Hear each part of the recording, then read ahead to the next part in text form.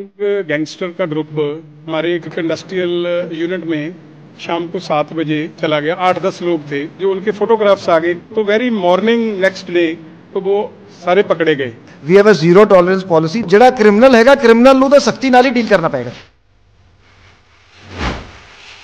We've made a WhatsApp group ਜਿਹਦੇ ਵਿੱਚ most of the industry representatives that are here today. So whenever we post any particular issue related to the industry, so that we see the police into action very quickly. Punjab police ਵੱਲੋਂ ਵੀ ਲੁਧਿਆਣਾ ਅਸੀਂ ਸਮਝਦੇ ਹਾਂ ਕਿ state ਦਾ industrial ਹੱਬ ਹੈ। ਜੇ ਅਸੀਂ ਇੱਥੇ ਵਧੀਆ ਲਾਅ ਐਂਡ ਆਰਡਰ ਦੇ ਸਕਾਂਗੇ so it will help in overall development of the state. Cyber fraud happened with my father. 1 crore the fraud ਹੈ ਜਿਹਦੇ ਵਿੱਚੋਂ ਪੈਸਾ ਰਿਕਵਰ ਹੋਇਆ। ਵਰਤਮਾਨ ਦਾ ਵੀ ਫਰਾਡ ਹੈ ਜਿਹਦੇ ਵਿੱਚੋਂ ਕਾਫੀ ਪੈਸਾ ਰਿਕਵਰ ਹੋਇਆ। ਬਹੁਤ ਫਾਸਟ ਐਕਸ਼ਨ ਹੋਇਆ। ਜੇ ਇਨਫੋਰਮੇਸ਼ਨ ਤੁਸੀਂ ਛੇਤੀ ਦੇਤੀ ਉਹ ਆਟੋਮੈਟਿਕਲੀ ਜਿਹੜਾ bouncing off firm one account ਉਹ ਫੰਡਸ ਫਰੀਜ਼ ਕਰ ਦਿੰਦੇ। ਟੂ ਜਸਟ ਇਨਫੋਰਮ एवरीवन ਕਿ ਇਮੀਡੀਏਟਲੀ ਰਿਪੋਰਟ ਔਨ 1930 ਹੈਲਪਲਾਈਨ। ਮੈਂ ਦੱਸਣਾ ਚਾਹਾਂਗਾ ਕਿ ਇਹ ਮੇਰਾ ਆਈਡੀਆ ਸੀਗਾ। ਗੱਲ ਕਰਨਾ ਚਾਹਾਂਗਾ ਫੇਸ ਟੂ ਫੇਸ। ਸਰ ਸਭ ਤੋਂ ਪਹਿਲਾਂ ਤਾਂ I would really want to appreciate CP sahib and Ludhiana police team. We've made a WhatsApp group ਜਿਹਦੇ ਵਿੱਚ most of the industry representatives that are here today.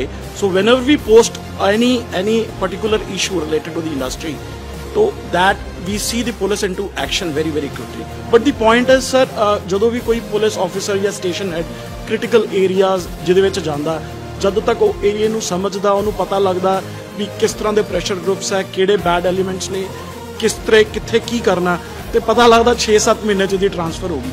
So I sincerely request ਜੇ ਕੋਈ police officer ਜਾਂ station master he understands that area, he should be given ample chance to serve in that area. all are well said points.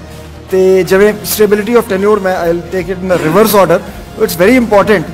So I assure you कि Ludhiana will get its rightful share in the new post so that we are able to give more manpower to Ludhiana Commissionerate.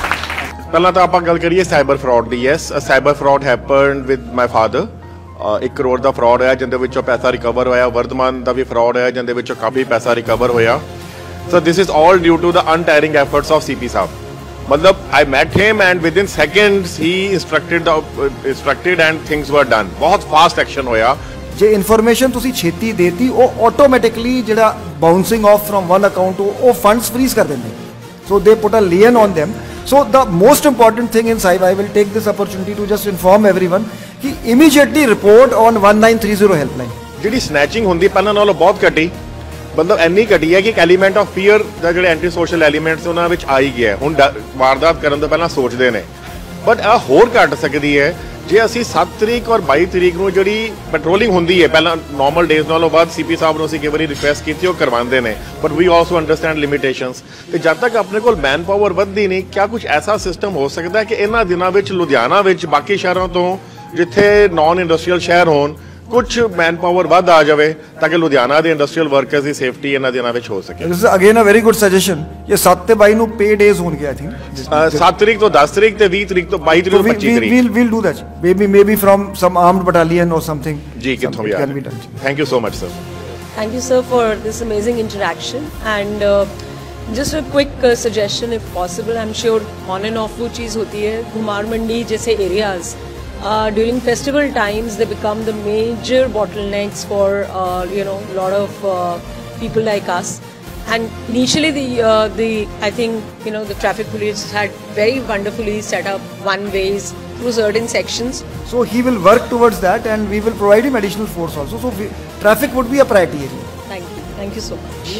Sir last month की बात है। एक gangster का group हमारे एक industrial unit में शाम को 7 बजे चला गया। 8-10 लोग थे, तो उस इंडस्ट्रियलिस्ट को उन्होंने थोड़ा सा परेशान किया। मैंने वो पोस्ट जो उनके फोटोग्राफ्स आ गए क्योंकि 100% CCTV लगा हुआ था, तो मैंने हमारे CP साहब वाले ग्रुप में डाला।